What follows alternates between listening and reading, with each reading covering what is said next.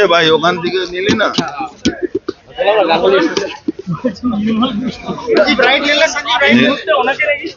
নির্মল ঘোষকে আমরা ধরবো, আমরা জেলেও ঢোকাবো।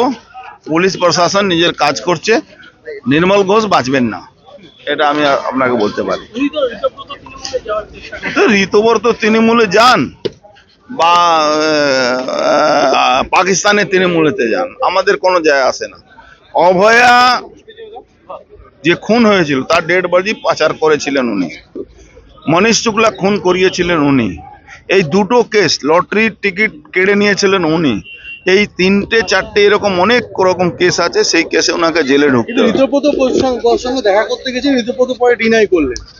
উনি পাকিস্তান তৃণমূল কংগ্রেসে জয়েন করলেও উনাকে ছাড়বো না, উনি অনেক পাপ করেছেন। অভয়ের মা বলছেন উনি পুলিশকে সঙ্গে সঙ্গে ফোন করেছেন দেখার পরও, তারপরে পুলিশ ধরেনি উনি বলছেন। না পুলিশ ধরেনি, তার যাওয়ার আগে উনি পালিয়ে গেছেন, এটাও হতে পারে, ফোন বন্ধ রেখেছেন হয়তো।